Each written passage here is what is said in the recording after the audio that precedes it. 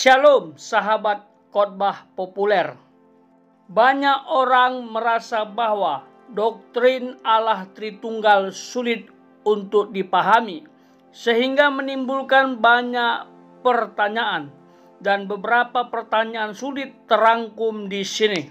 Yuk dengar bagaimana hambanya Bapak Dr. Bambang Nursena menjawabnya.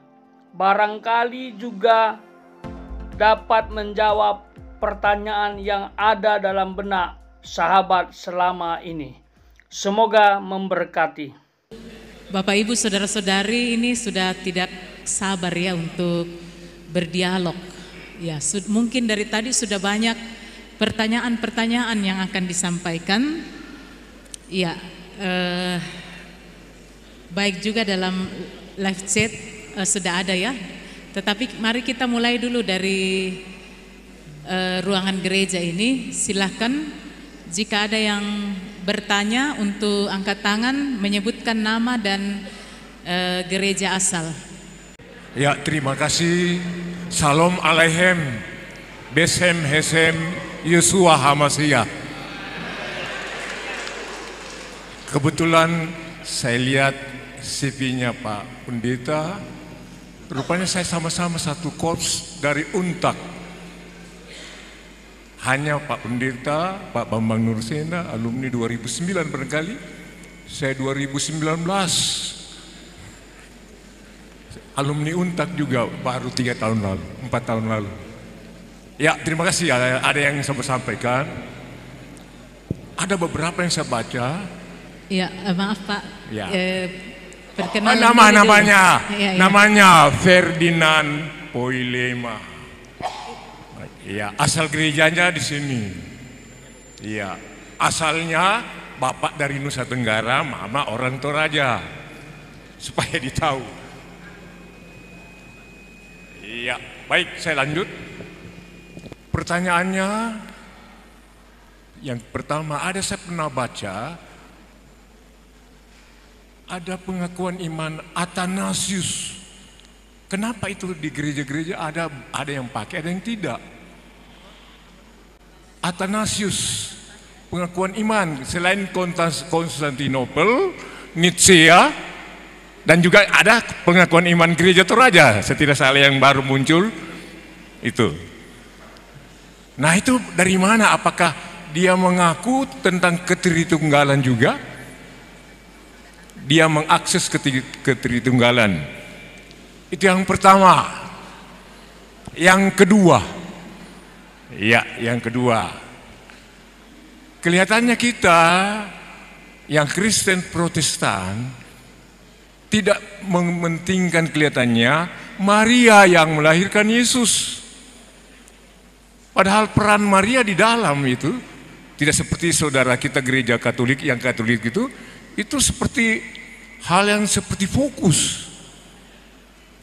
Barangkali ada pemahaman sebelumnya menganggap bahwa Allah, Ibu Maria sebagai Allah Ibu, dan Yesus, pemahaman yang tadi dikatakan aliran-aliran sesat.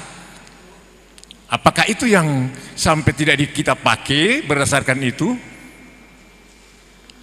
Ya, itu yang kedua. Yang ketiga,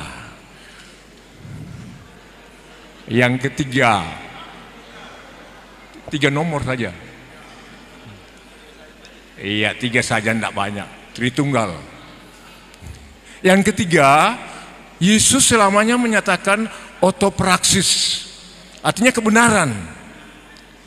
Nah, di dalam pernyataannya kepada murid dan orang-orang yang berada di sekitarnya, itu biasanya dia pakai metamorfosa, perumpamaan. Nah, ini barangkali yang menyebabkan para murid belum mengerti pada waktu Yesus belum disalib dan bangkit. Apalagi manusia yang ada di sekitar itu. Itu yang jadi masalah sampai sekarang kepada kita sekalian. Karena kurang kita pahami, walaupun kita sudah Kristen, kita kurang memahami akan eksistensi daripada Yesus. Padahal dia sudah otopraksis menyatakan itu jelas. Demikian barangkali untuk sementara. Terima kasih.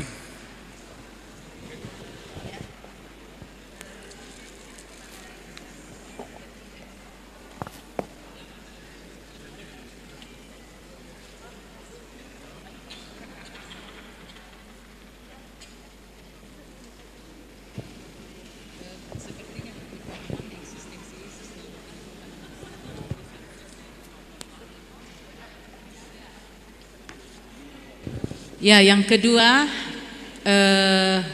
ya Bapak yang bertopi. Dan yang ketiga Pendeta Yeskiel. Ya. Oh, ada lagi di kita kumpul 4 dulu ya. Ya. Banyak sekali yang mau bertanya. Silakan Pak.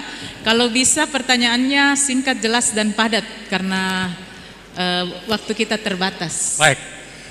Terima kasih Ibu Moderator. Salam Pak Bambang Nursena. Kalau memahami Allah Tritunggal, saya yakin bahwa kita tidak akan bisa paham sesempurna-sempurnanya. Saya lahir di daerah Islam mayoritas, Pak. Dari SMP sampai SMA itu di dalam kelas. Saya cuma satu-satunya orang Kristen dari setiap kelas yang saya lalui. Pertanyaan yang selalu saya dengar dan itu olok-olokan adalah Allahmu 3. Nah, ternyata di daerah saya itu Pak, dari sekian banyak yang murtad, 80% karena faktor tidak memahami Allah Tritunggal yang benar. Dan saya beruntung bahwa pada saat saya SMA kelas 2, saya mendapatkan buku dari Dr. Stephen Tong menyangkut Allah Tritunggal, membahas tentang Allah Tritunggal. Dan kemudian kesaksian Amran Amri, sehingga saya memahami betul tentang Allah Tritunggal walaupun tidak sempurna. Itu satu, Pak Bambang. Yang kedua, kata Allah sebenarnya itu adalah generic name, bukan proper name. Kenapa kita tidak memakai kata Elohim? Karena klaim-klaim dari saudara kita soal alat Allah ini membuat benturan-benturan yang ada di masyarakat. Nah, oleh karena itu ada gerakan Yahweisme yang kembali ke akar Ibrani itu, Pak. Tapi bagi saya, menurut saya, itu juga keliru gitu. Seharusnya kata Allah ini kita tidak gunakan, tapi kita memakai kata Elohim. Supaya menghindari benturan-benturan yang ada di masyarakat berhubungan dengan saudara-saudara kita dari RT 06. Yang terakhir Pak Bambang, dunia apologet kita ini sedang rame Pak. Saya mencatat pernyataan Pak Bambang tadi bahwa kita harus punya hak jawab. Nah saudara-saudara kita, ambillah contoh misalnya Muhammad KC. Dihukum 10 tahun Pak, hanya karena dia punya hak jawab. Saya berharap ketika Muhammad KC di sidang, Pak Bambang hadir sebagai saksi ahli. Tapi ternyata Pak Bambang tidak mau hadir, yang saya dengar dari teman-teman apologet itu. Sehingga sebagai saksi ahlinya ketika itu adalah orang mu'alaf juga Pak, orang dari seberang juga yang jadi Kristen. Sehingga pemahaman tentang Allah Tritunggal yang dibahas oleh Muhammad KC itu tidak connect Pak menurut saya. Padahal dari pihak seberang, saksi ahlinya itu ketua MUI loh Pak. Orang MUI, ketua MUI yang hadir sebagai saksi ahli pada saat itu. Lalu PGI di mana? PGI juga kita pertanyakan ini Pak, karena setiap ada tuduhan mengenai saudara-saudara kita sebagai penista agama, itu tidak ada pembelaan Pak. Saya salah satu apologet di YouTube Pak.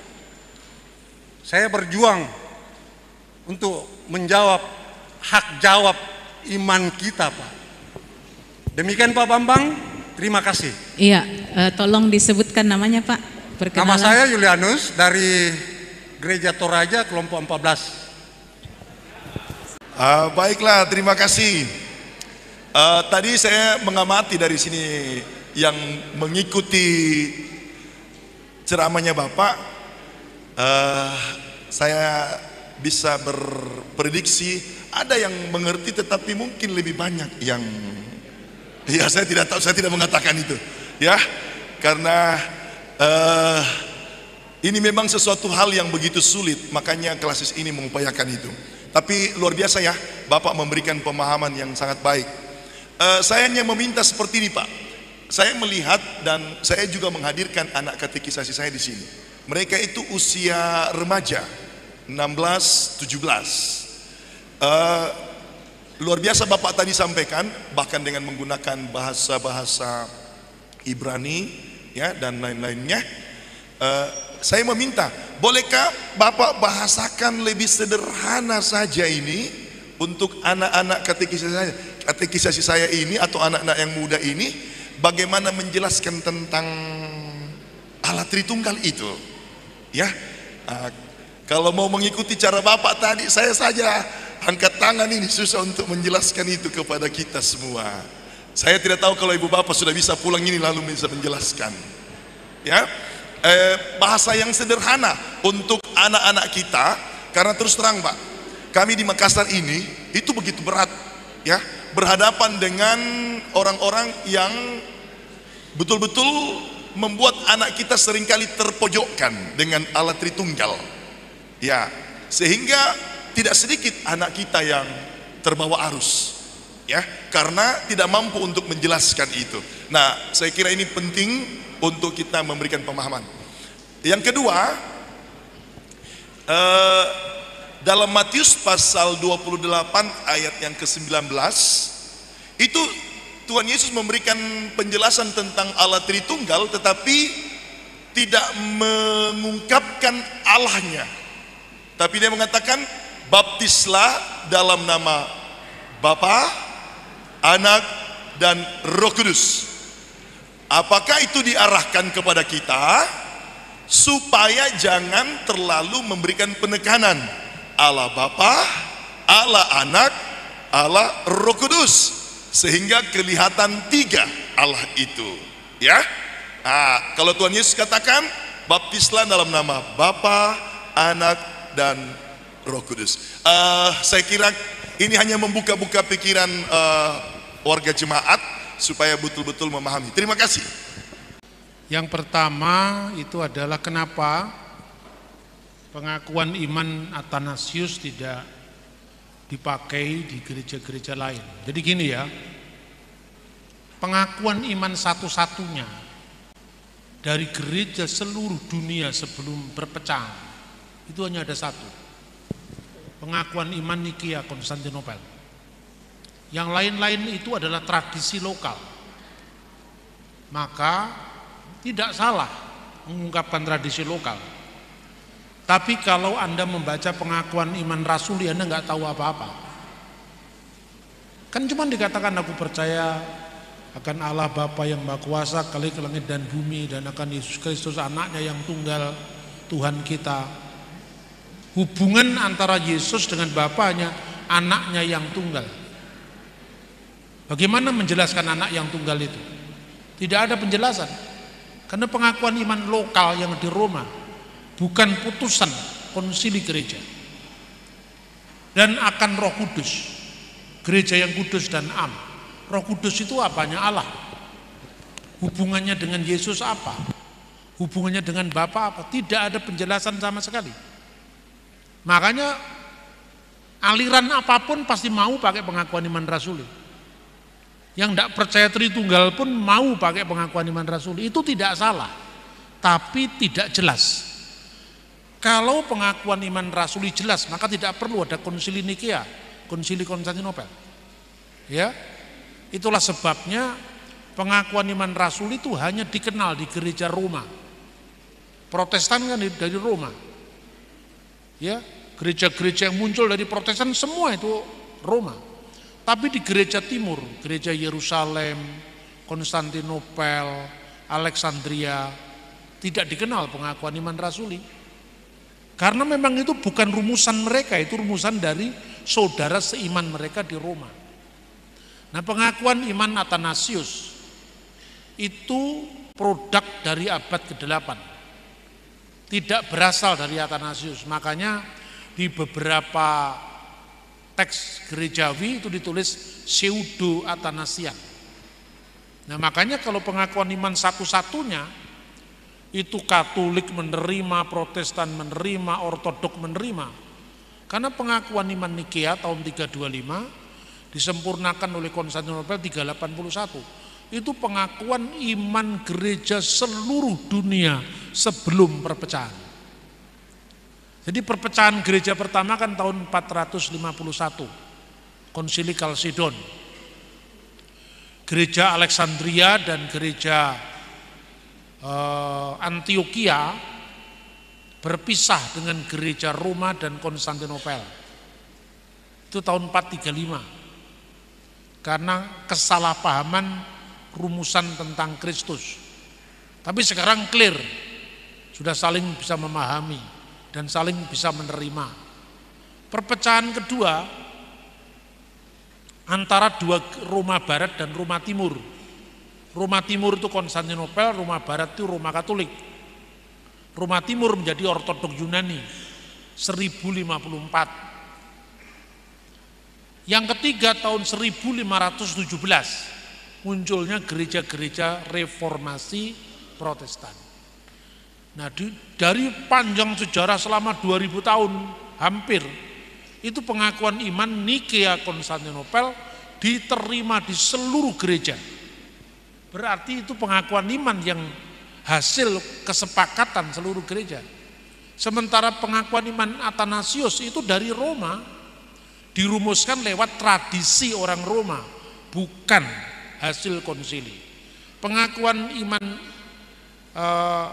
singkat ya, pengakuan iman rasuli itu hasil tradisi Roma, bukan putusan konsili. Karena Yerusalem punya sendiri, gereja Kaisarea punya sendiri, gereja Alexandria punya sendiri. Itu menjadi bahan-bahan yang kemudian dirumuskan ulang secara lebih jelas di pengakuan iman Nikea Konstantinopel. Kemudian yang kedua, tentang posisi Maria. Memang Maria itu menjadi salah satu korban dari kesalahpahaman ketika munculnya gereja Protestan. Reformator pertama-tama kayak Luther, Calvin, Zwingli masih hormat kepada Bunda Maria. Tapi produk Protestan modern Maria semakin hilang. Ya. Tapi kalau di kalangan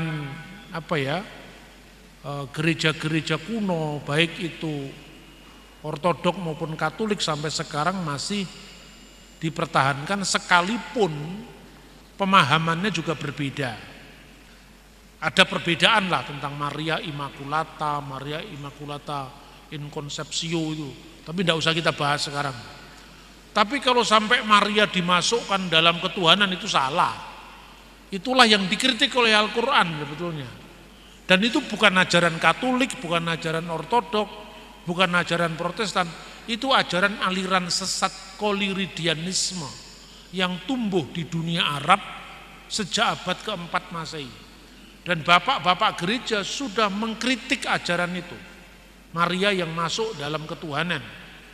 Itu dikritik oleh Epifanius dari Salamis. Dan itu menekankan Maria itu harus dihormati. Tapi Maria itu bukan Tuhan. Yang kita sembah hanya Allah Bapa, Putra dan Roh Kudus. Kemudian eksistensi Yesus dalam kehidupan iman kita sehari-hari ya harus kita sampaikan ya. Jadi artinya saudara-saudara Muslim itu kalau kemana-mana ketemu di pertemuan politik, pertemuan apapun selalu sholawat Nabi. Ya toh? Kenapa Kristen tidak? Itu kan pusat iman kita. Mungkin cara menyampaikannya itu biasa, tidak luas. Jadi orang itu sekalipun pinter, sekalipun hebat, tapi kalau enggak luas biasanya ditinggalkan orang. Maka marilah kita luas dalam dalam penampilan, dalam penyajian, Tapi kita harus kuat dalam pengajaran. Keluasan dan kekuatan itu bisa dipadukan. Keluasan itu kan sifat feminim, sifat seorang ibu. Tapi ketegasan itu sifat seorang bapak, itu harus maskulin feminimnya harus dilakukan di gereja kan. Nah kemudian pertanyaan kedua,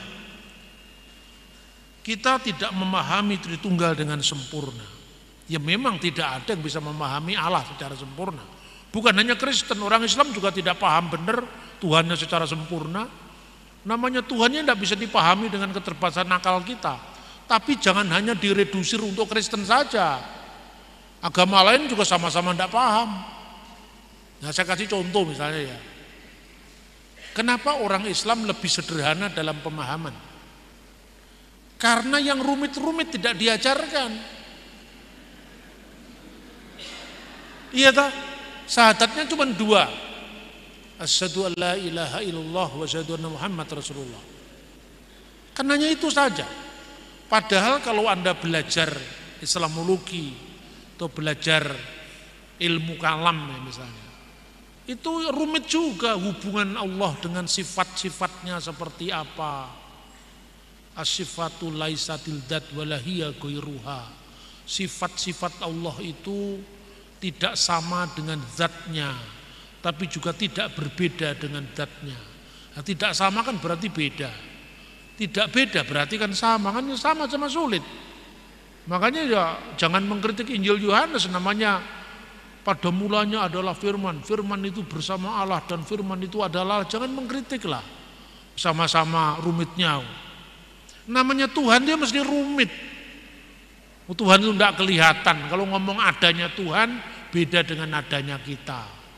Misalnya Anda mengatakan, kok Tuhan dikaitkan dengan sesuatu yang bersifat manusiawi? Itu namanya antropomorfisme. Semua agama itu ada. Misalnya tangan Tuhan tidak kurang panjang menolong. Jangan dibayangkan Tuhan punya tangan beneran seperti panjangnya tangan seseorang. Di dalam agama apapun juga ada itu. Dalam keyakinan Islam misalnya yadullah fauqa aidihim, tangan Allah di atas tangan-tangan mereka. Ya, berarti apa? Pertolongan Allah gitu kan. Tapi ada teolog yang mengartikan tangan itu artinya pertolongan. Tapi ada teolog lain dalam Islam yang mengatakan kalau dikatakan tangan ya ditulis tangan, gak usah diterjemahkan. Tapi artinya serahkanlah kepada Allah. Ada yang seperti itu. Lah Kristen itu semua diajarkan. Kadang-kadang pengajarnya kurang cakap. Salah paham menimbulkan salah paham baru. Gitu loh. Kalau di gereja timur ya, anak-anak kecil itu sudah mulai diajari. Anak-anak kecil jadi berteologi kalau diungkapkan dalam seminar itu sulit. Tapi kalau berteologi dihayati dalam liturgi itu akan lebih mudah. Satu contoh misalnya di gereja Syria atau di gereja Koptik itu ada namanya Trisagion.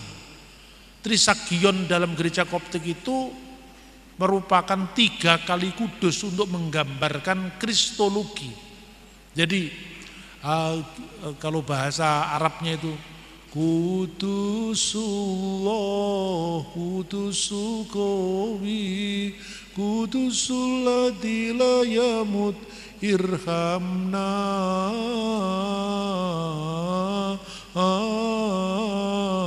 Kudusullah, kudusul qawi. Artinya apa? Kuduslah Engkau ya Allah, kuduslah Engkau yang maha kuasa, kuduslah Engkau yang tak berkematian. Berarti Yesus dalam kodrat ilahinya adalah Allah. Yesus dalam kodrat ilahinya maha kuasa. Yesus sebagai kodrat ilahi, sebagai firman Allah tak berkematian. Allah tidak bisa mati, firman Allah tidak bisa mati. Tapi yaman sulita aidon inna anna irhamna, yang telah disalibkan bagi kami. Yang disalibkan bukan keilahiannya, yang disalibkan bukan firman Allah, yang disalibkan kemanusiaannya. Karena itu mengajarkan 1 Petrus pasal 3:18, dia yang dibunuh dalam keadaannya sebagai manusia. Jadi kan nggak terasa, anak-anak kecil di gereja Mesir, kalau dia sekolah negeri kan sering dibully teman-temannya. Hai kamu Kristen katanya, ya Miriam, ya Masihi, kamu menyembah Allah itu 3, ya ilahuka talata katanya. Terus anak kecil itu kan sudah diajarkan karena liturgi. Nu'min bi ilahin wahid. Kami percaya kepada Allah yang esa. Ketika dia dibully temennya, la Allahu wahid. Kama fi kanun al-iman fi kanisatuna misalnya. Nu'min bi ilahin wahid. Kami percaya kepada Allah yang esa. Itu diajarkan untuk anak-anak. Anak sekolah minggu itu diajari. Konsili Nikea diadakan pada bulan Juni tahun 325. Siapa pemimpin sidangnya? Hosius. Berapa jumlah anggotanya? 318. Diajarkan. Menjadi sulit karena diasingkan dari anak kecil. Apa yang saya sampaikan begini itu sebenarnya bukan hal yang sulit. Wong saya ceramah begini di Temu Agung Kebatinan Nasional. Itu di aliran kebatinan Jawa. Diadakan di Yogyakarta. Kebetulan yang mimpin doa Uskup Purwokerto, Uskup Katolik itu. Jadi semua lembaga diundang. Ketika Monsinyur Sunarko disuruh berdoa, dia nembang Jawa. Itu kontekstualisasi. Lalu saya diberi ceramah tentang misteri manunggaling kawula Gusti dan Trinitas. Lalu saya sampaikan, ngerti mereka. Karena biasa berpikir metafisik. Lah kita selalu berpikir bendawi. Kalau ke gereja yang ditekankan, kamu naik apa? Naik sepeda motor belum diberkati. Kalau naik mobil, mobilmu apa? Kalau Avanza masih menengah. Kalau Xenia mobil 1000 mat. Kalau Alphard Anda lebih dihormati. Roh-roh yang demikian ini yang membuat kita tidak akrab dengan spiritualitas. Gitu loh. Makanya ada itu jangan dibatasi dengan orang berada. Kan orang yang berada sungguhnya itu aku beriman maka aku ada. Bukan aku kaya maka aku berada. Nah itu ya. Kemudian yang kedua, Allah itu generic name, bukan personal name. Ya betul. Tapi yang namanya personal name itu tidak pernah terucap, tidak pernah terkatakan sampai hari ini. Berarti ada misteri yang disimpan dalam nama Allah itu, yaitu nama Yod-He-Vav-He. Cara mengejanya dikira-kira saja Yahweh, dikira-kira saja Yehova. Lah kenapa Anda ikut teori kira-kira? Wong itu cuma perkiraan.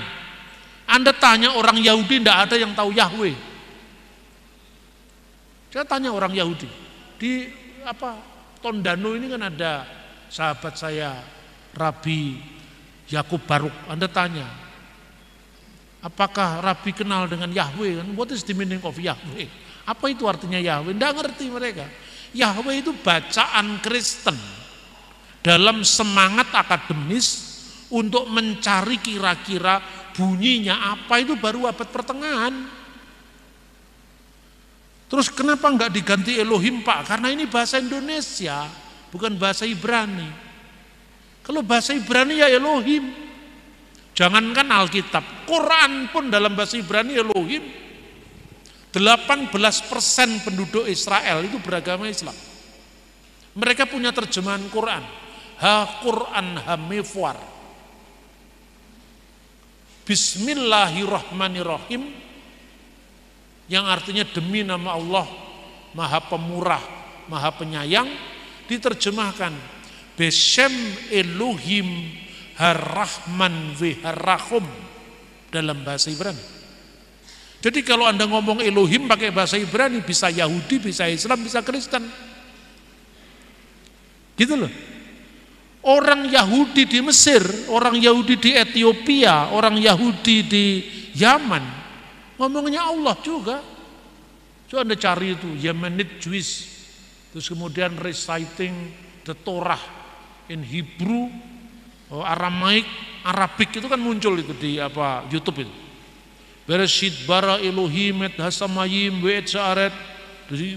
Setelah itu bahasa Arabnya, ya, fil bati khalaqallahu samawati wal ard. Ternyata Yahudi juga itu.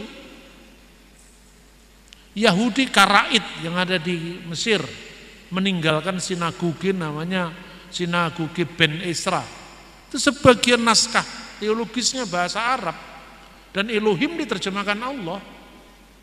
Nah, ini contoh-contoh seperti ini kan karena kita kan jauh dari tempat aslinya kan. Makanya orang Indonesia kalau ngomong Elohim lebih Yahudi ketimbang Yahudi.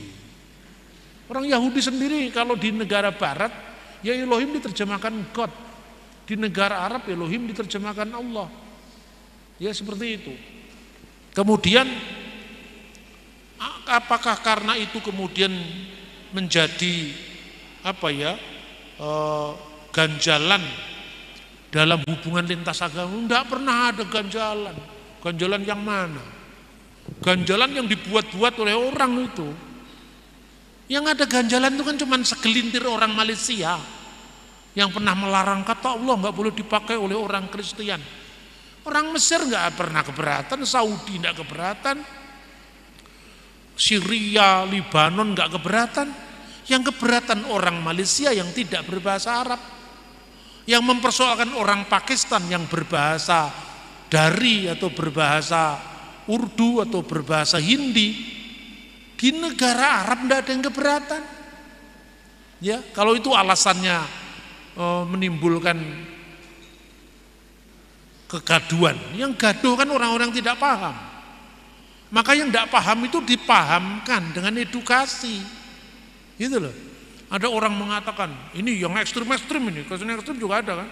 Islam yang ekstrim banyak, Kristen yang ekstrim ternyata juga banyak juga.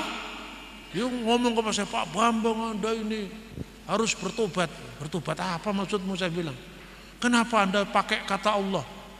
Ya sejak dulu memang bahasa Indonesia kata Allah sudah diserap. Coba belajar prasasti ini Trengganu, prasasti Minyah 7. Umat Islam pun datang ke Indonesia pertama kali, kata Allah belum diterima. Sama orang Indonesia yang mayoritas beragama Hindu dan Buddha kan. Maka dalam prasasti Trengganu, kata Allah itu diterjemahkan Dewata Mulia Raya. Butuh proses kira-kira 300 tahun sampai kata Allah itu dipakai. Prasasti Minyah 7 menyebutkan Ya Ilahi Ya Robbi. Kemudian bersamaan dengan waktu, karena ada banyak juga yang non-Kristen yang menyerap bahasa itu, karena Arab itu kan tidak semuanya Islam. Kemudian muncul terjemahan Alkitab Lydekker. Karena dalam terjemahan Alkitab tahun 1629 terjemahan Cornelis Ruil kata Allah belum dipakai, dipakai kata Deus. Ketika terjemahan Lydekker 1733, kemungkinan ini Alkitab yang dibaca Thomas Matulasi Patimura. Kata Allah mulai muncul di situ. Kemudian setelah itu 1659 seorang ulama Aceh yang bernama Abdur Raus Asingkili menerbitkan terjemahan pertama Al-Quran dalam bahasa Melayu. Maka kata Allah dipakai, disejajarkan dengan Tuhan yang Maha Esa. Tapi ungkapan kata debata itu pengaruh Sanskerta masih ada sampai sekarang. Debata mula jadi Nabolon. Debata itu terjemahan dari kata Elohim. Debata itu istadewa, itu sembahan tertinggi.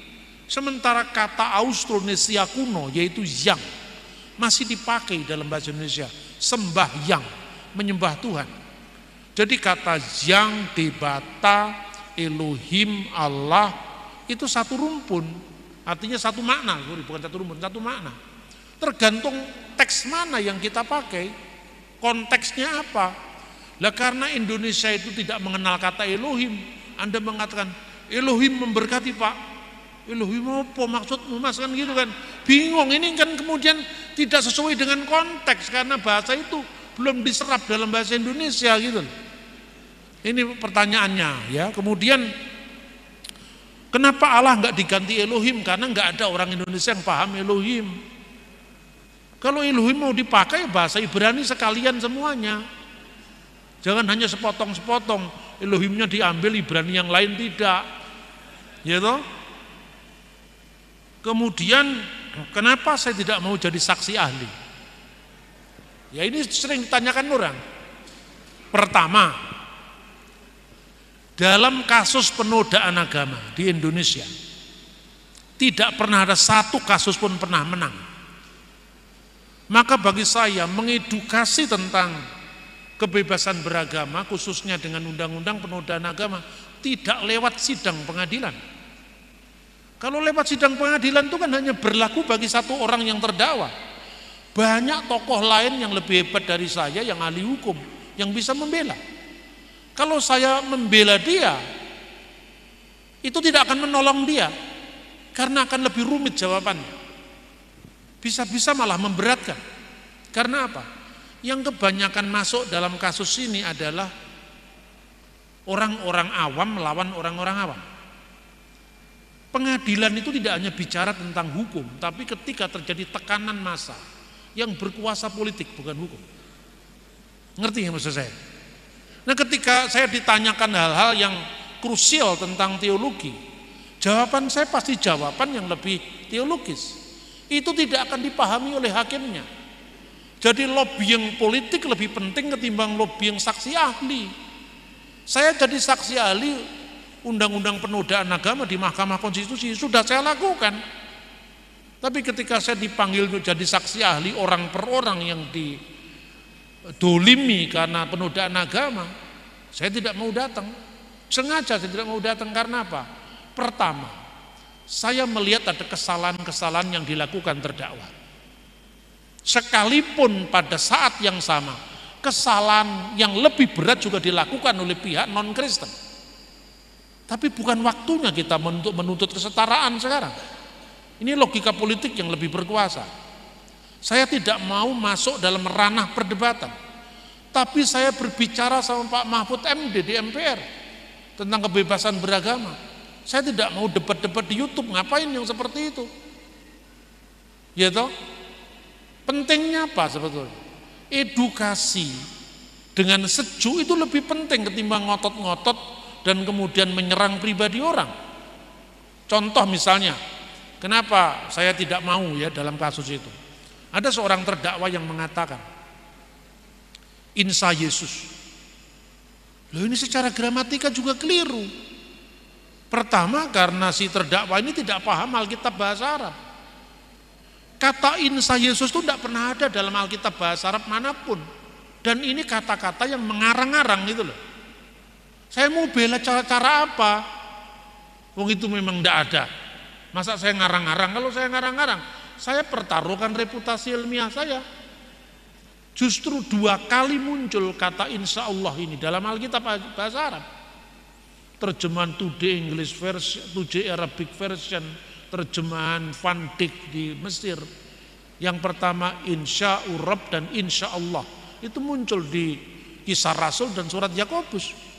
Jadi kalau saya ditanya insya Yesus pasti saya nggak bisa ngomong. Karena itu memang tidak ada, bahasa Arab Yesus sudah ada. Yang ada Yesua. Tapi ungkapan insya Yesua juga tidak pernah ada di Alkitab. Jadi ini lebih pada keperluan edukasi ketimbang orang yang sudah jadi terdakwa harus dibela. Karena yang bela kan sudah banyak. Ketika itu menjadi viral malah kan memberatkan hukuman dia. Karena politik. Coba kalau senyap saja. Kan nggak akan seberat itu tuntutannya. Gitu loh, ini politik ini mendahului hukum. Karena tergantung ini mau akan ada apa ini, apalagi mau ada pemilu, itu lain lagi gitu. Terus kedua lagi misalnya ketika bicara tentang istilah-istilah yang diarab-arabkan padahal itu tidak ada dalam Alkitab bahasa Arab. Sekarang gini saya kasih gambaran umum ya. Orang Kristen yang berbahasa Arab itu lebih dari 35 juta. Rata-rata mereka gereja ortodok. Tapi bahasa Arab yang dipakai orang Kristen itu juga tidak sama dengan Al-Quran. Jadi tidak berarti kalau Anda itu mantan muslim atau ahli bahasa Arab kemudian seluruh ayat Quran itu boleh Anda baca, itu salah. Itu bukan hak kita, itu kitabnya orang lain. Gitu loh contohnya misalnya. Apa orang Kristen itu kemudian mengucapkan misalnya inna lillahi wa inna ilaihi rajiun. Itu kan ungkapan Islam. Artinya netral. Sesungguhnya semuanya berasal dari Allah dan akan kembali kepada yang kan netral. Tapi kalau ada orang Kristen meninggal di Kairo, di Libanon, ucapannya enggak begitu. Orang Kristen punya terminologi sendiri, misalnya intikola ila amjadi samawat, telah kembali ke kemuliaan surgawi. Tuan Samuel bin siapa, akan ada upacara di gereja ini, kapan diberangkatkan ke kubur. Jadi intikola ila amjadi samawat, itu istilah Kristen. Alhamdulillah, itu ucapan sehari-hari. Jadi kefalak ya Ustadz, alhamdulillah, kulu tamam, itu bahasa sehari-hari. Tapi kalau alhamdulillahirabbil alamin itu bahasa doa. Gak boleh kita ikut-ikutan karena itu bukan milik kita dan itu sakral bagi orang Islam. Gak boleh kita buat main-main. Kalau orang Kristen punya ucapan sendiri misalnya dalam liturgi menjelang perjamuan kudus itu, alhamdulillahi ala khairatihi, alhamdulillahi ala afdalihi misalnya, segala puji bagi Allah atas kebaikannya. Itu ada menjelang Tanawal. Tanawal itu perjamuan suci di gereja ortodoks Syria. Loh, tapi kan artinya segala puji bagi Allah Tuhan seluruh sekalian alam. Kan netral Pak, netral, tapi itu hak ciptanya orang. Kalau Anda kenal bahasa Indonesia misalnya ya, angin mamiri, itu kan bahasa Indonesia. Netral kan, mau Islam angin mamiri, Kristen angin mamiri, angin mamiri ku pasang, gitu. Itu netral. Angin ribut, angin itu bahasa Indonesia, ribut bahasa Indonesia. Tapi kalau ada orang bikin PT angin ribut, itu hak ciptanya orang itu. Kita tidak bisa pakai lagi. Kalau Anda ngurus di Departemen Hukum dan Perundang-undangan dicoret, ini sudah jadi haknya ini, gitu loh. Ini kalau bahasa hukumnya. Jadi nggak sembarangan Arab langsung dibela, nggak bisa begitu.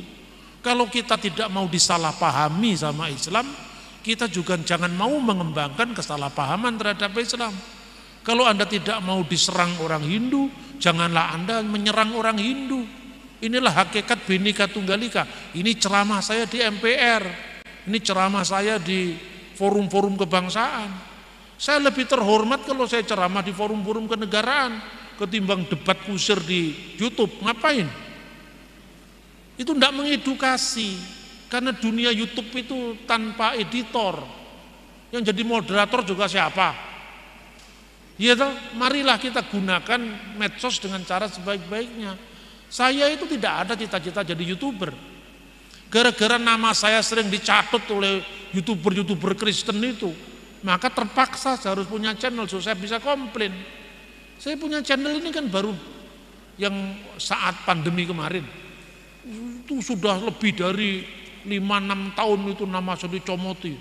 Bambang Nursena membungkam mulut Abdul Somad, itu kan bahasa kebun binatang itu, bukan bahasa orang yang santun.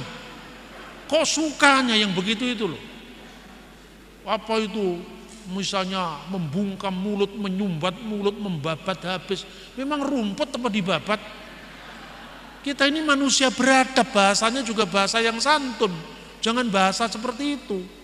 Saya tidak hanya lakukan ini untuk orang non-Kristen, orang Kristen sendiri. Itu sudah saya lapor ke YouTube banyak, bahkan ada YouTuber Kristen yang sudah coret itu, sudah di nama YouTube ya. Kemudian bisakah dijelaskan lebih sederhana? Ya bisa. Lebih sederhana misalnya bagaimana Pak kesatuan Allah dengan manusia? Ya seperti manusia yang punya roh dan punya pikiran, ini selesai, tubuh, jiwa dan roh. Tapi saya tidak tega kasih ceramah Anda hanya itu. Kalau itu Anda cukup buka Google kan ketemu itu. Saya ingin memberikan pada Anda yang terbaik. Saya menggali bahasa aslinya, konteksnya apa supaya dapat utuh. Kalau Anda pun tidak bisa mengikuti sekarang sepenuhnya, lewat ini Anda ulang-ulang pasti bisa. Pertama, Anda jangan underestimate dengan anak-anak muda. Ketika Anda mengatakan ini kok sulit, berarti yang sulit itu Anda. Orang lain bisa juga nggak sulit. Karena saya jamin ada ibu-ibu umur 90 tahun sangat kepingin ketemu dengan saya. Karena orang ini latar belakangnya orang Tionghoa ya, mungkin Taoism, tapi lebih banyak dia mendapatkan pendidikan di sekolah di Jawa yang latar belakangnya Islam. Mendengar khotbah-khotbah di gereja dia orang Katolik, tidak paham. Karena saya sering kalau ceramah itu kan ada improvisasinya, nembang, pakai bahasa guyonan, itu lebih masuk.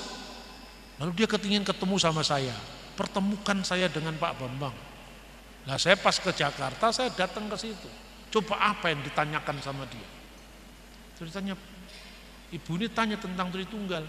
Loh kenapa enggak tanya ini yang sudah ada di katekisasi di gereja Katolik? Kalau begitu kan mudah sekali. Tapi kalau ditanya orang lebih jauh, saya nggak bisa jawab. Kenapa kok disebut pribadi?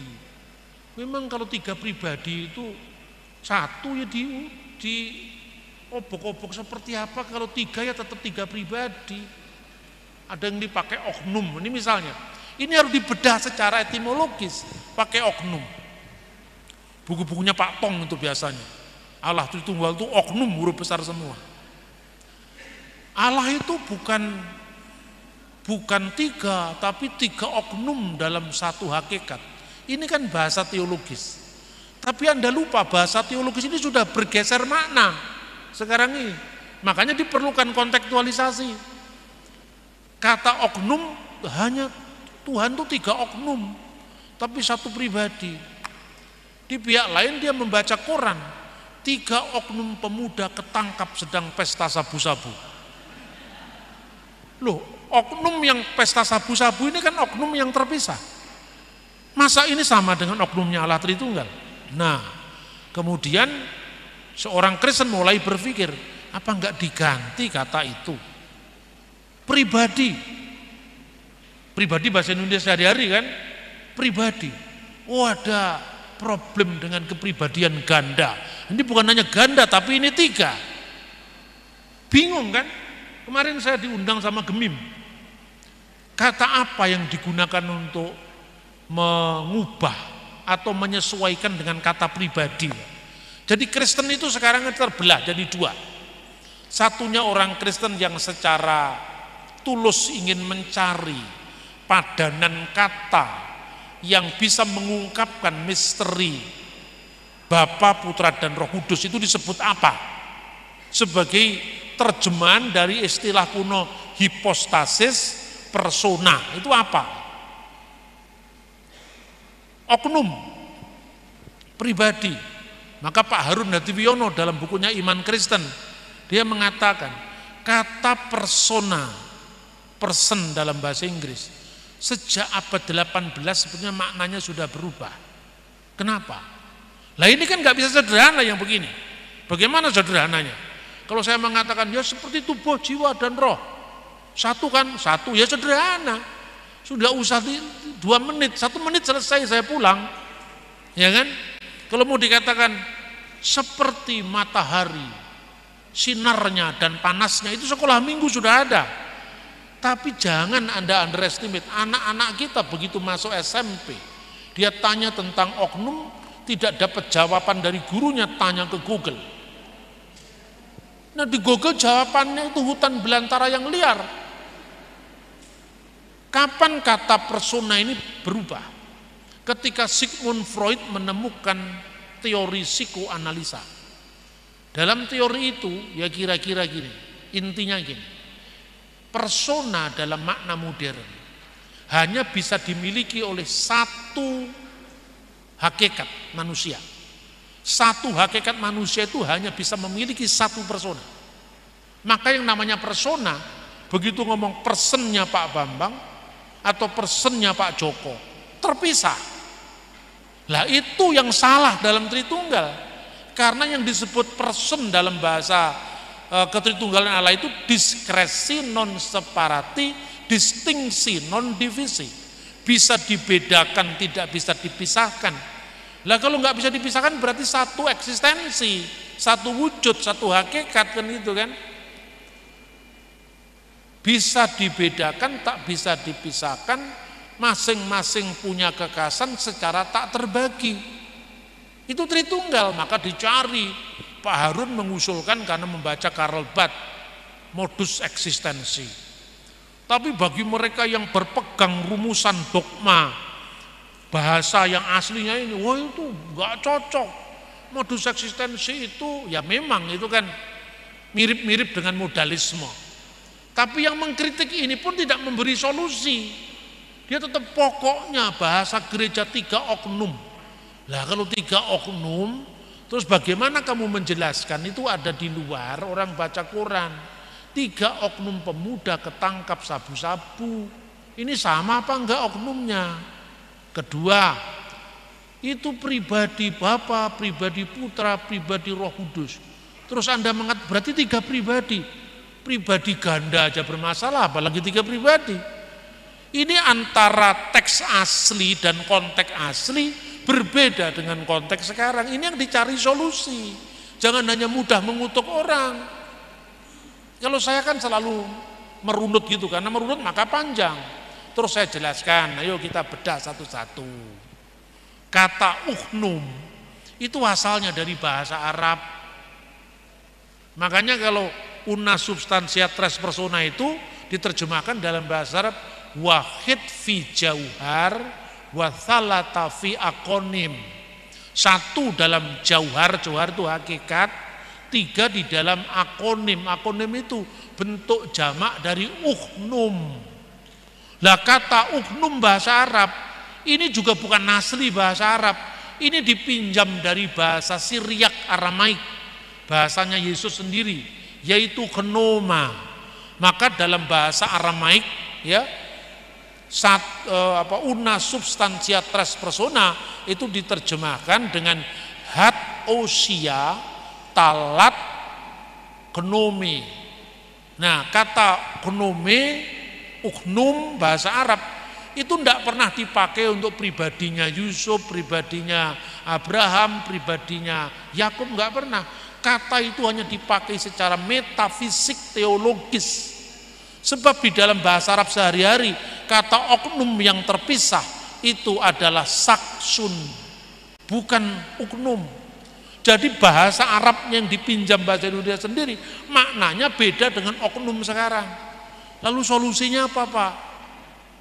Solusinya kalau mau mempertahankan kata 3 pribadi harus ada catatan kaki. Yang disebut pribadi ini bukan pribadi si Budi, bukan pribadi si Anwar, bukan pribadi si Stefanus. Karena pribadi yang terpisah ini maknanya pribadi dalam psikologi modern. Pribadi yang dimaksudkan di gereja kuno dijelaskan satu-satu gitu loh. Maka kelihatan menjadi sulit. Tapi putar video saya 5 kali saja, pasti Anda ulang-ulang, pasti Anda paham. Tapi kalau Anda biasa mendengarkan khotbah KKR, kemudian mendengarkan ceramah saya susah payah. Karena KKR kan cari mudahnya, cari lucunya, ya kan? Nah itu, kemudian bagaimana enggak disebutkan sederhana saja, Allah, Bapa, Putra, dan Roh Kudus, itu sebaiknya. Tapi jangan juga menyalahkan Allah Bapa, Allah Putra, Allah Roh Kudus. Itu juga enggak salah. Tapi kalau masih menimbulkan salah paham, simpan dulu, jangan diajarkan langsung kepada orang awam. Kalau diajarkan nanti bingung. Sebetulnya apa sih yang ditekankan Allah Bapa, Allah Putra, Allah Roh Kudus? Itu yang tadi saya ceritakan itu. Allah dari Allah, Allah sejati dari Allah sejati, dilahirkan tidak diciptakan. Itu artinya apa? Firman Allah itu sepenuhnya Allah. Maka disebut firman Allah itu adalah Allah dalam keberadaannya sebagai dalam hipostasisnya sebagai firman gitu. Tapi untuk orang awam kan sulit membedakan. Allah Bapa, Allah Putra, Allah Roh Kudus, ya sudah dipersingkat saja. Bapa, Putra dan Roh Kudus Allah yang Maha Esa kan enak. Tapi jangan juga menyalahkan. Allah Roh Kudus, Allah itu salah. Itu bahasa dogma bukan bahasa Alkitab. Bahasa Alkitabnya memang tidak ada. Tapi menjadi bahasa dogma itu ada konteks. Nah konteksnya ini apa? Menekankan untuk melawan ajaran ini tadi, ajaran Helenisme tadi, bahwa yang mengalir dari sumber itu lebih rendah dari sumbernya itu loh. Makanya disebutkan Allah Putra, karena apa? Putra itu bukan setengah Allah, tapi Allah sempurna. Allah dari Allah, terang dari terang, Allah sejati dari Allah sejati. Itu konteksnya. Loh enak kan? Saya tuh tidak mudah menyalahkan orang lain. Tapi sebelum Anda menyalahkan orang, pelajari dulu apa yang disampaikan. Tapi kalau mau sederhana, ya disederhanakan lagi. Tergantung konteksnya, ya. Mohon maaf, nama saya Ibu Maria Bato dari Jemaat Landraki Biringkanaya. Mohon maaf jika saya salah dalam mendengarkan pemaparan Bapak Pendeta tadi mengenai kelahiran Yesus sebagai Allah Tritunggal, diperanakkan dari Sang Bapa, kemudian menjelma, itu adalah firman, menjelma jadi manusia dalam kelahiran seperti Tuhan Yesus. Kemudian kalau saya tidak salah dengar tadi, mohon maaf jika salah karena bukan background dari teologi, tentang bahwa Allah itu tidak berwujud, atau saya salah dengar bahwa dia malaikat bisa berwujud seperti merpati. Nah, kalau kita kaitkan dengan pengakuan iman rasuli, ya, secara logika bahwa dia naik ke sorga setelah mengalami misinya di dalam dunia, naik ke sorga, duduk di sebelah kanan Allah Bapa. Ya, secara logika bahwa kalau dikatakan didudukkan di sebelah kanan berarti ada dua orang. Nama saya Ani dari Jemaat Tamalandrea. Saya ingin menanyakan Matius 24 ayat 36. Tetapi tentang hari dan saat itu tidak seorang pun yang tahu, malaikat-malaikat di sorga juga tidak, dan anak pun tidak, hanya Bapa sendiri. Nah, apakah dalam konsep Tritunggal, apakah kedudukan Allah Bapa, Anak itu memang ada perbedaan? Karena ada pendapat yang mengatakan bahwa dalam hal kedudukan Tuhan Yesus sedikit lebih rendah daripada Bapa. Nah, terus yang kedua, ini menyangkut juga pertanyaan dari para remaja. Apakah kita bisa menyampaikan kepada anak-anak, memisalkan bahwa menyampaikan Tritunggal itu, saya sebagai seorang ibu ketika di rumah, saya sebagai seorang karyawan ketika berada di kantor, saya sebagai seorang mahasiswa ketika saya sementara kuliah, tetapi saya satu. Apakah tepat kita menyampaikan pengandaian itu kepada seorang remaja? Itu aja, terima kasih. Oh, satu lagi pilihan dari Pak Bambang ya. Ya, Bapak yang silahkan perkenalan dulu Pak. Ya, perkenalkan, nama saya Sultan, berdomisili di kelompok 9 Kota Jemaat Tamalandrea. Mohon maaf, saya mensederhanakan bahasa Tritunggal, tetapi bukan membahasakan bahwa Allah itu sederhana. Tidak, bukan ke situ muara bahasa saya. Memang ini sangat krusial ya, karena sesuai pengalaman iman saya tahun 2001 sampai sekarang ini, waktu saya masih 5 tahun yang lalu, itu memang ini sering diperdebatkan. Tetapi sesuai dengan pengalaman iman saya, untuk mensederhanakan bahasa siapa itu Allah Bapa, siapa itu Roh Allah, siapa itu Anak Allah, saya ingin sederhanakan bahasanya begini. Yang Allah Bapa yang dimaksudkan di situ bahwa adalah Allah Sang Pencipta. Itu satu. Tetapi yang kedua, Allah Roh itu adalah rohnya Allah yang ditiupkan ke dalam rahim Maria sehingga ia mengandung. Dan Allah Anak yang dimasukkan di situ bukan berarti Allah punya istri atau punya anak yang berhubungan manusia dengan manusia, tidak begitu. Artinya merujuk kepada bayi Yesus. Jadi ketika saya ditanya pada waktu itu, berarti sebenarnya ini 3 apa 1? Saya bilang 1. Cuma ini tidak bisa dipisahkan. Kan itu tadi yang pertama saya jelaskan bahwa Allah Bapa itu adalah pencipta, Allah Roh itu adalah Ruhullah, rohnya Allah. Ya, mohon maaf Pak, pertanyaannya. Ya, pertanyaan saya, apakah kita bisa menjelaskan secara sederhana bahasa seperti ini Pak, ketika anak kita bertanya, ya, atau kepada saudara kita dari seberang? Karena pengalaman saya itu yang saya jelaskan sehingga mereka bisa pahami. Apakah pengalaman ini bisa diterapkan sampai sekarang atau tidak Pak? Mohon penjelasannya Pak, ya, atau pencerahannya. Terima kasih. Terima kasih. Boleh Bapak dan 2 orang lagi ya. Sudah, maaf waktu sudah lewat. Ya, silakan langsung. Iya Pak, silakan. Banyak yang bersemangat ini Pak, jadi sepertinya harus datang kedua kalinya. Terima kasih Bu, terima kasih ya, Pak Bambang. Ya, sebenarnya pertanyaan ini sudah 32 tahun yang lalu harus saya tanyakan ke Pak Bambang, tapi saya tidak pernah ketemu. Makanya saya sangat bersyukur pada hari ini saya bisa bertatap muka dengan Pak Bambang. Pertanyaan saya Pak, seperti tadi waktu Bapak memberikan ceramah bahwa sepupu Yayasan Andi, di situ ada buku yang berjudul Telaah Kritis Injil Barnabas yang ditulis oleh Bapak Dr. Bambang Nursena tahun 90 Pak, saya pesan. Artinya sudah 33 tahun yang lalu. Karena saya kepingin sekali tahu sebenarnya apa alasan orang Islam mengatakan bahwa Injil itu palsu.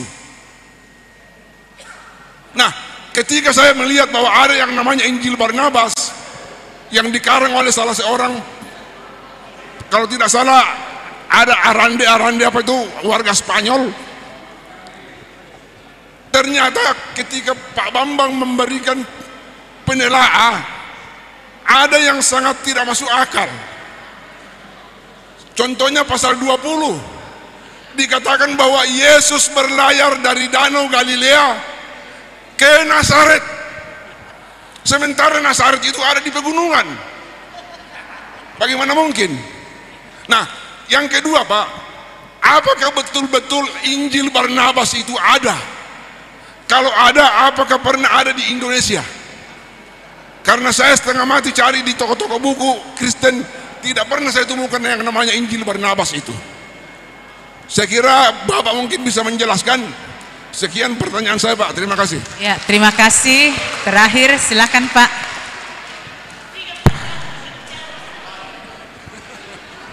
Terima kasih atas kesempatan yang diberikan ya Pak Ibu Moderator. Ya, mohon yang lain tenang. Ya, jadi banyak orang mengandaikan Tritunggal itu dalam banyak contoh, misalnya matahari, misalnya tubuh, roh dan jiwa, tapi saya lihat tetap tidak bisa dicontohkan. Nah, setelah Pak Bambang tadi mengatakan bahwa hubungannya adalah perikoresis, nah itu saya sepertinya ini yang betul ini. Hubungan selamanya kekal. Apa yang bisa jadi hubungan selamanya di dunia? Tidak ada. Nah, ini kalau hubungan kekal abadi berarti itu betul bahwa itu adalah perikoresis. Nah, pertanyaannya bagaimana menjelaskan untuk dunia sebelum Masehi? Waktu itu belum ada Tuhan Yesus, berarti belum ada Tritunggal. Ya, kira-kira belum ada Tritunggal atau bagaimana? Atau ada hanya satu Tuhan begitu, tapi tidak ada dalam 3 pribadi. Nah, kemudian yang kedua, Markus 16 ayat 16, syarat selamat. Siapa yang percaya kepada Tuhan Yesus dan dibaptis akan diselamatkan. Yang tidak percaya dihukum. Nah, perintah baptisan itu kan nanti pada zaman Tuhan Yesus di amanat agung, pergilah jadikan muridku dan baptislah. Nah, waktu zaman perjanjian lama juga kan belum ada baptisan. Itu gimana menceritakan keselamatan di masa perjanjian lama ya, agak anu sedikit ya. Oke, yang ketiga, 1 Petrus 4 ayat 6. Injil diberitakan di dunia orang mati. Saya jadi bingung, wah, siapa yang bisa memberitakan Injil di dunia orang mati? Satu-satunya Tuhan Yesus. Kalau saya punya pikiran ya. Jadi pertanyaannya, betulkah itu ada kegiatannya Tuhan Yesus? Apa yang dibuat pada saat dia di dalam kubur? Jadi saya searching di dunia internet, akhirnya saya membaca geger neraka. Mungkin ada yang geger neraka ya. Ternyata Tuhan Yesus datang di dunia orang mati membawa berkat keselamatan kepada Adam, kepada Nuh dan seterusnya. Benarkah itu atau tidak, saya juga jadi bingung. Oke, terima kasih. Yang pertama, kalau Allah itu satu,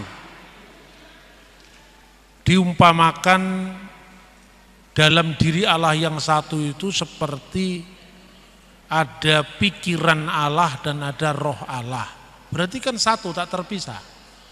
Lalu bagaimana ketika firman-Nya menjadi manusia, kemudian naik ke surga, duduk di sebelah kanan Allah Bapa? Berarti kan ada 2 oknum, di situ kan ada kursi, ada 2 karena duduk.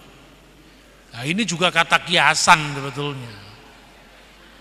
Teks ini asalnya dari Mazmur 110 ayat 1.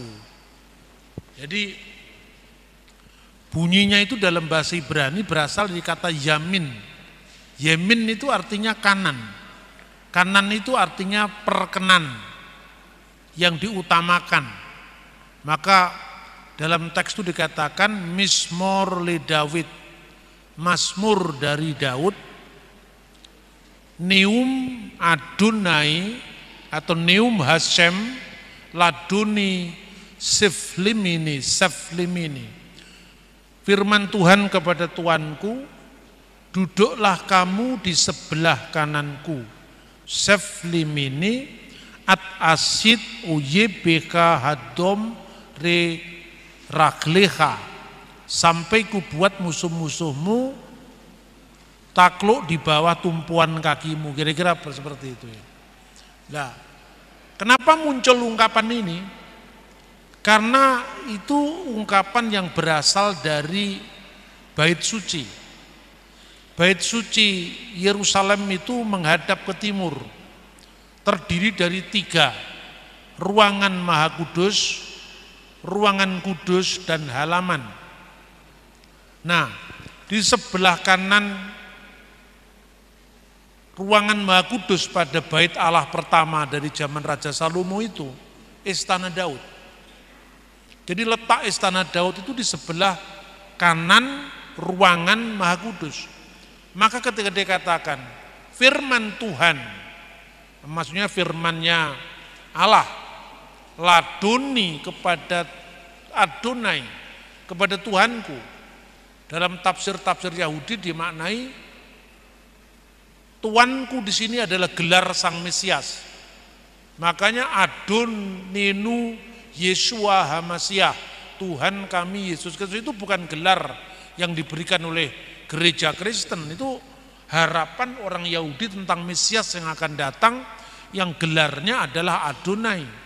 Duduklah kamu di sebelah kananku. Allah itu hadir di ruangan Maha Kudus. Makanya hanya imam besar yang boleh masuk ke ruangan itu. Kalau imam besar itu sudah tua, dipasang tali di badannya. Karena tidak boleh ada orang lain yang bisa masuk ke tempat itu kecuali imam besar. Kalau suatu saat dia memimpin sakramen atau memimpin misalnya penebusan dosa, tiba-tiba dia mati di situ, orang lain tidak berkesalahan masuk ke ruangan Maha Kudus, maka ditarik dengan tali tadi.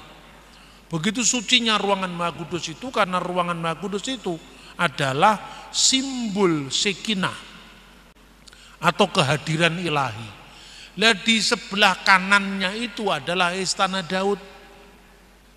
Sang Mesias dalam pemahaman orang Yahudi memiliki 3 makna: imam, nabi, raja.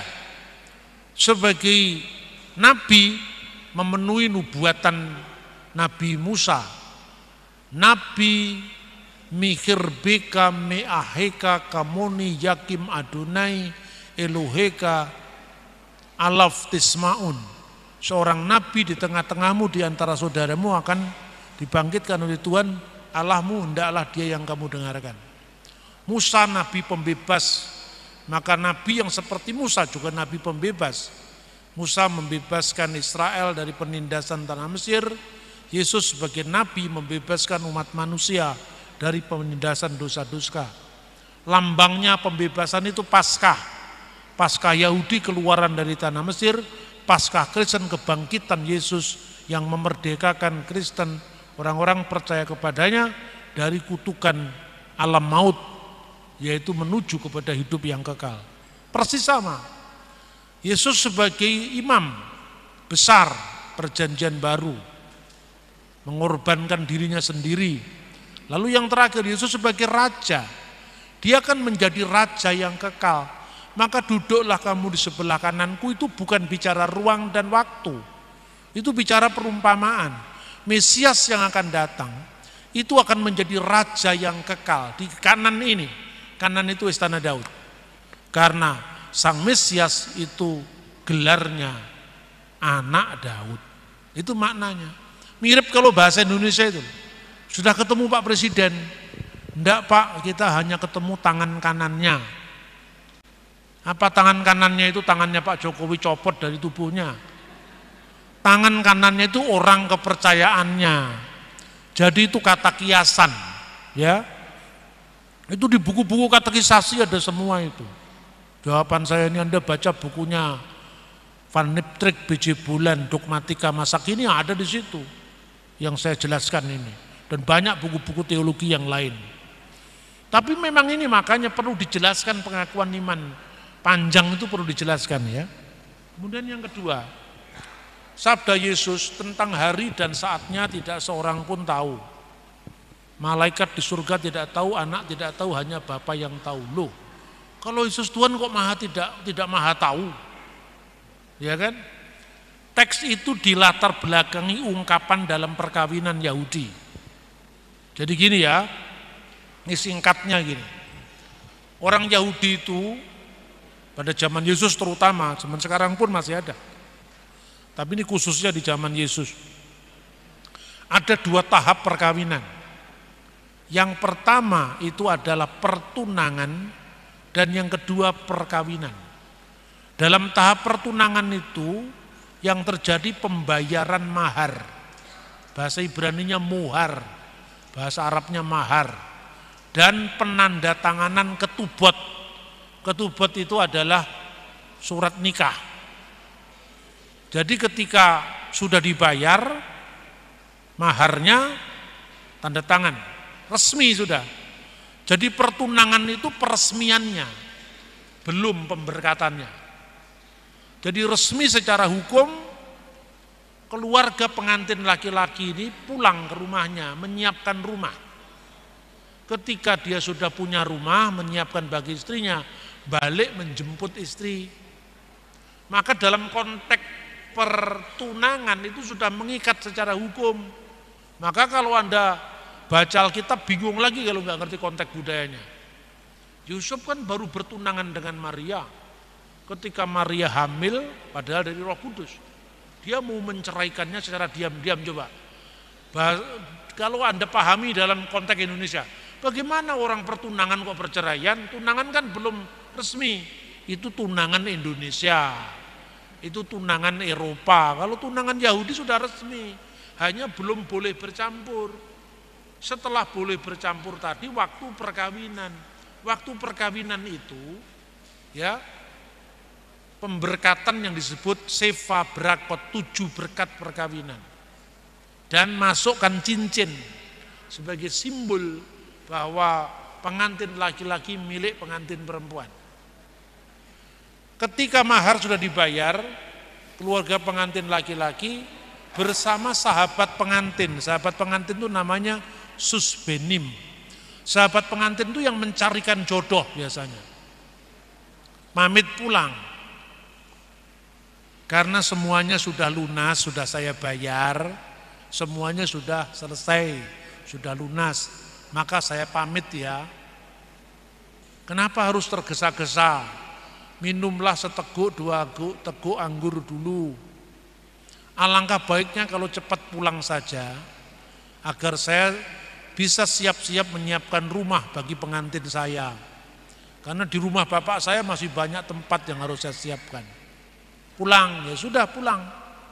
Setelah dia menyiapkan rumah, selama dia masih belum diberkati dalam perkawinan itu, si anak itu berada dalam ketaatan bapaknya sampai dia dilepaskan dalam 7 berkat perkawinan. Maka pengantin perempuan itu keluarganya bertanya, kapan kamu akan kembali? Saya tidak tahu. Sahabat pengantin yang mencarikan jodoh tadi, susbenim tadi juga tidak tahu. Hanya bapakku yang tahu. Karena apa? Selama anak ini masih di dalam pertunangan, dia belum bertindak atas nama dirinya sendiri, tapi dalam ketaatan pada otoritas bapaknya. Setelah dia pulang, menyambut pengantinnya. Pengantinnya disambut, sudah disiapkan rumah dilambangkan dengan kanopi. Si pengantin perempuan tadi ada di dalam kanopinya dan dia kerudungnya belum dibuka. Kenapa harus pakai kerudung? Itu memperingati peristiwa perjumpaan Ishak dengan Ribka. Ketika kemudian Ribka bertanya, siapakah orang yang datang kepadaku? Eliezer menjawab, dialah tuanku Yakub. Maka dia menutup wajahnya dengan telekung. Itu yang diperingati dengan pemakaian kerudung. Jadi kerudung itu bukan budaya Islam, itu aslinya budaya Yahudi. Kemudian ketika datang, perempuan itu diiringi oleh sahabat pengantin tadi. Dia masuk sendiri, membuka hijab dari calon pengantinnya tadi di kanopi tadi. Ketika dibuka, kan baru pertama kali dia tahu itu. Itu kan zamannya pertunangan. Dia berteriak kegirangan, puji Tuhan, pengantinku cantik sekali. Teriakannya itu didengar oleh sahabat pengantinnya tadi.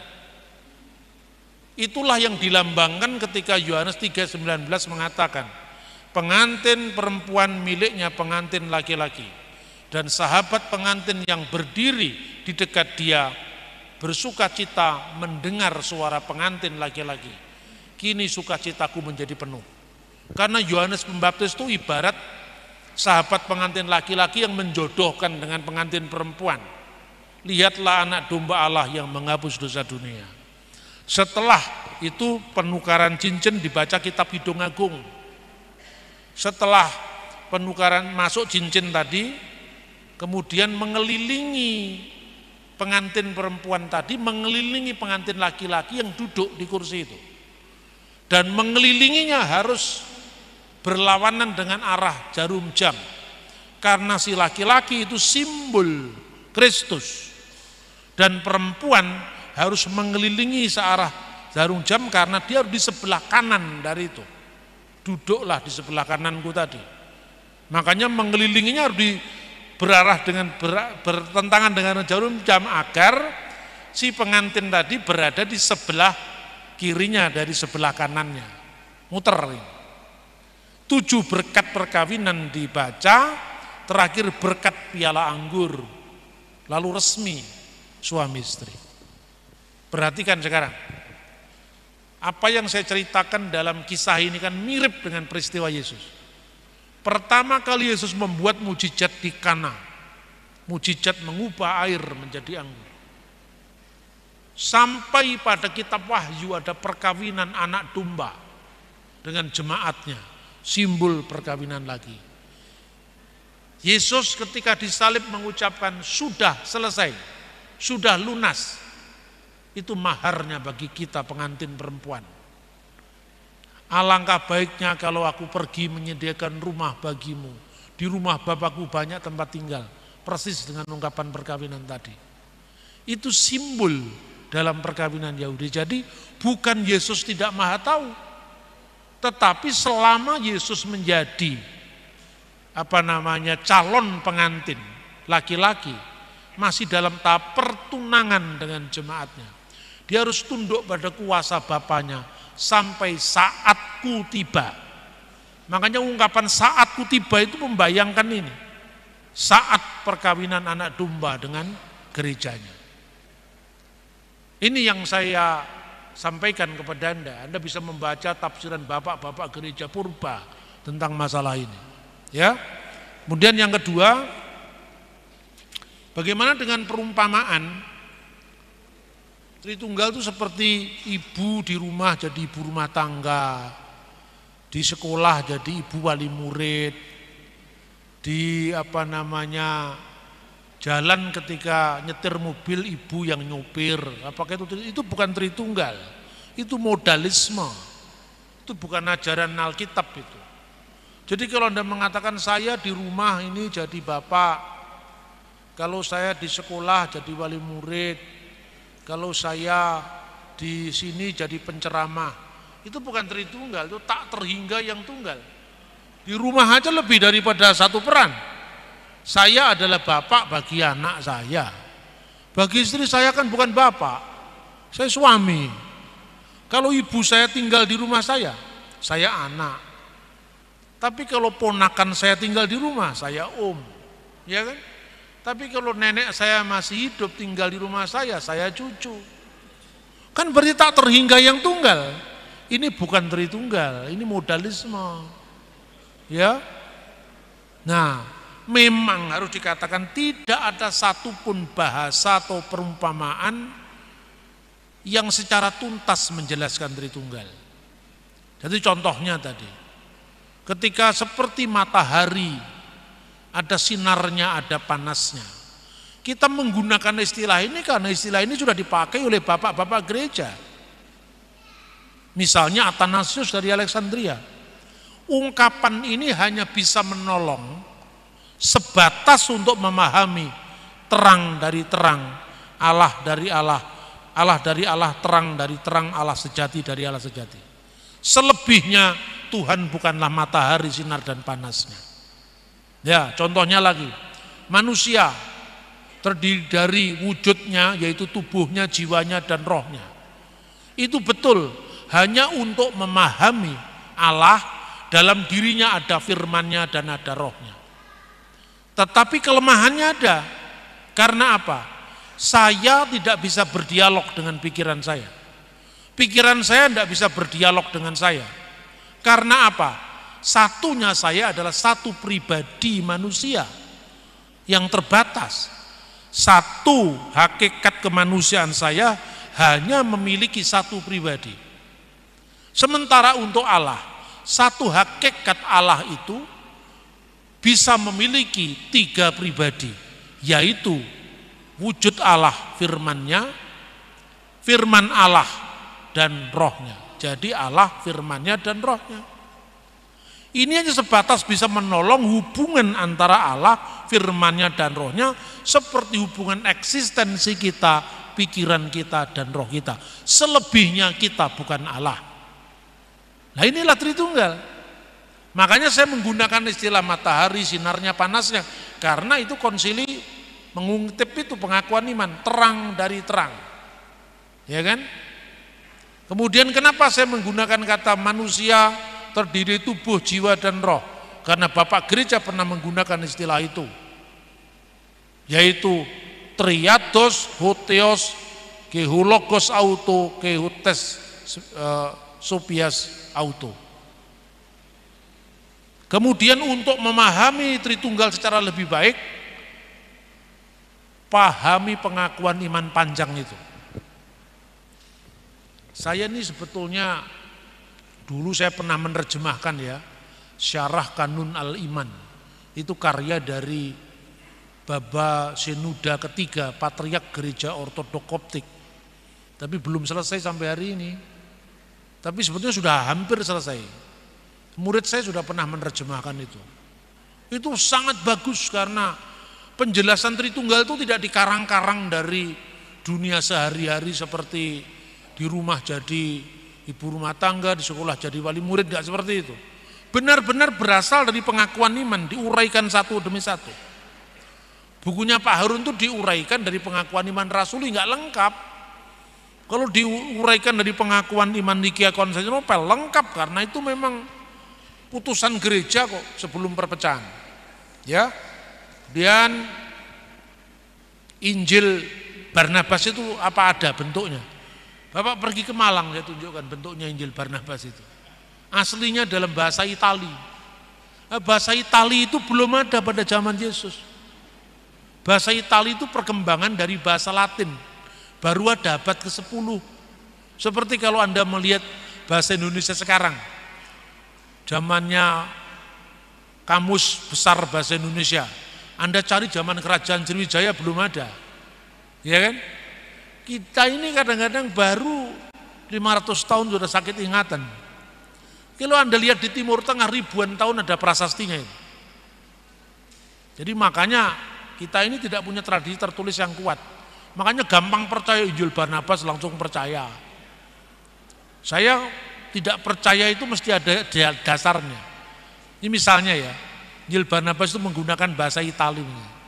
Vero Evangelio di Yesu Nasareto Chiamato Cristo. Inilah Injil yang benar dari Yesus orang Nazaret yang disebut Kristus. Yesus diakui sebagai Kristus. Nulis huruf S-nya selalu pakai 2, itu gambaran bahasa Itali yang dipakai dalam dialek Spanyol. Kemudian pada pasal 96, Yesus bersumpah dengan gaya sumpahnya Nabi Muhammad. Demi jiwaku, demi dia yang jiwaku ada dalam genggaman tangannya. Wallati nafsi biyadi. Masa Yesus pakai sumpahnya Muhammad? Ada banyak kejanggalan. Tapi bagaimana menjelaskan kalau Injil itu asli? Zaman sekarang tidak sulit Pak. Kalau zaman dulu sulit, ada anak-anak sekolah minggu dari GKJW. Itu anak-anak Sidi. Bukan sekolah minggu, anak-anak Sidi yang mau menerima baptis ya. Sama Pak Pendetanya sering dibawa ke rumah museum saya yang disebut The Museum Cafe. Kemudian anak-anak itu tanya seperti tadi ditanyakan Bapak. Kami selalu dituduh Alkitab kami palsu, tidak asli. Saya dibilang, coba kamu lihat di kamus bahasa Indonesia artinya asli itu apa? Asli itu bahasa asli. Jadi kalau Sumpah Pemuda bahasanya bahasa Indonesia, sampai sekarang bukan bahasa Inggris, bahasa Indonesia. Kalau proklamasi bahasanya Indonesia, proklamasi kami bangsa Indonesia asli itu bahasa asli. Tapi kalau kamu tanya naskah yang asli, jadi perdebatan. Apakah tulisan tangan atau yang diketik oleh Sayuti Melik, itu baru tahun 45. Ya kan? Nah, sekarang wujudnya Alkitab sekarang. Kalian baca bawa HP kan, ya, tapi pada anak-anak CD. Bawa Pak. Coba Anda klik di situ. The Dead Sea Scroll. Tulis. Klik picture, gambar. Muncul gambar, salah satu gambar saya suruh klik. Naskah Nabi Yesaya. Kamu lihat tahun berapa itu? Tahun 150 sebelum Masehi. Terus Anda klik lagi. Misalnya Yesaya, bahasa Inggris Yesaya 7:14 Dead Sea Scroll. Ketemu di situ. Waduh, nggak bisa baca Pak. Saya tunjukkan naskah aslinya, tapi yang pakai bahasa Ibrani modern. Ini cetakan Lai, Lembaga Alkitab Indonesia, Perjanjian Lama Ibrani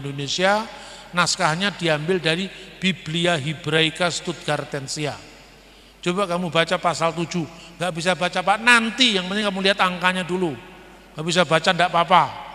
Kemudian dilihat, coba ini angka 14. Ini angka 14 maksudnya pasal 7 14. Terus di sini ada keterangannya, ini loh. Saya tunjukkan barisnya. Ini bahasa Ibrani tahun 150 sebelum Masehi. Ini bahasa Ibrani tahun 2003, coba kamu bayangkan. Artinya apa Pak? Arti gampang. Kamu lihat Alkitab sekarang, Perjanjian Lama Ibrani Indonesia. Angka yang sama kamu baca di sini. Oh ya sama Pak. Lah iya, ini 2000 tahun masih ada kok. Hanya lewat Google kita bisa lihat. Sebelum tahun 2000 saya harus pergi ke Museum Israel. Gak bisa karena gak ada itu. Di Google, sekarang sudah ada di Google. Itulah jasanya dunia digital. Ya, Injil Pak aslinya, coba kamu buka. www Early Bible Papyri. Buka, klik situ. Wah, ada kode-kodenya engkau. P45, P46, P66, ini apa Pak? Ini naskah Alkitab. Injil Yohanes, surat-surat Paulus, kamu lihat tahun berapa ini? Salah satu naskah itu dari P46 itu dari tahun 85 Masehi. Hasil uji karbon, radio orang aktif. Kamu lihat sejarah gereja. Rasul Paulus meninggal di mana? Di Roma Pak, tahun berapa? 67. Ini Rasul yang nulis tahun 67 meninggal di Roma. Teksnya yang tertulis tahun 85 Masehi. Jarak berapa tahun? 18 tahun. Di dunia itu mana ada naskah Alkitab yang hanya naskah kuno yang hanya berjarak 18 tahun dari penulisnya. Coba kamu cari. Aristoteles yang kamu hafalkan setiap sekolah itu. Dia hidup tahun 350. Naskah tertuanya ditemukan tahun 900. Jaraknya 1300 tahun. Naskahnya hanya 7. Aristoteles itu. Lah ini Alkitab ini perjanjian baru kita punya naskah 5780 naskah yang sampai sekarang masih terpelihara. Loh, tapi mereka nuduh palsu Pak. Ya biarin saja.